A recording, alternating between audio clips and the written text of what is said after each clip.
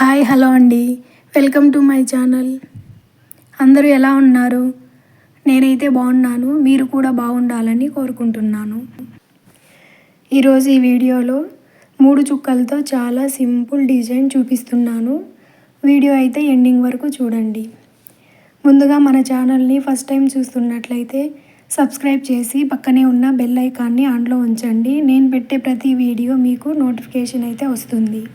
ముగ్గుతో పాటు ఒక మంచి స్టోరీ అయితే మీతో షేర్ చేసుకుందాం అనుకుంటున్నాను. ఒక చిన్న గ్రామంలో సీతమ్మ అనే వృద్ధురాలు ఉండేది. ఆమెకు పెద్దగా ఆస్తిపాస్తులు ఏమీ లేవు. చిన్న ఇల్లు, ముందు చిన్న తోట, అందులో కొన్ని పూల మొక్కలు మాత్రమే ఉండేవి. ప్రతిరోజు ఉదయం లేచి తోటకు నీళ్లు పోసేది. ఆ తర్వాత ఇంటి ముందు ఒక చిన్న దీపం వెలిగించేది. ఒకరోజు సీతమ్మ ఇంటికి పక్కింటి అబ్బాయి రవి వచ్చాడు. అమ్మమ్మ, నీ ఇంట్లో కరెంటు పోయినా, వర్షం వచ్చినా ఈ దీపం ఎందుకు వెలిగిస్తావు అని అడిగాడు. సీతమ్మ నవ్వుతూ, ఈ దీపం నా ఇంటికే వెలుగు ఇవ్వదురా, దారి తప్పిన వాళ్ళకు కూడా దారి చూపిస్తుంది అంది. రవి ఆ మాటను పెద్దగా పట్టించుకోలేదు. కొన్ని రోజుల తర్వాత ఒక రాత్రి గ్రామంలో భారీ వర్షం పడింది. గాలి బలంగా వీచింది. దాంతో విద్యుత్ పోయింది. రోడ్లన్నీ చీకటిగా మారిపోయాయి. అదే సమయంలో రవి తండ్రి పట్టణం నుంచి ఇంటికి వస్తున్నాడు. వర్షం కారణంగా దారి కనిపించక తడబడిపోయాడు. అప్పుడు దూరంగా సీతమ్మ ఇంటి ముందు వెలుగుతున్న చిన్న దీపం కనిపించింది. ఆ దీపాన్ని చూసుకుంటూ అతను గ్రామానికి చేరుకున్నాడు.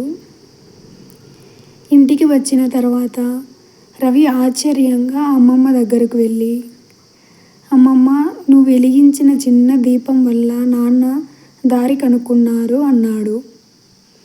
సీతమ్మ మెల్లగా నవ్వి, రవి, మనం చేసే మంచి పని చిన్నదిగా కనిపించవచ్చు, కానీ అది ఎవరి జీవితంలో ఎప్పుడు వెలుగవుతుందో మనకు తెలియదు అంది.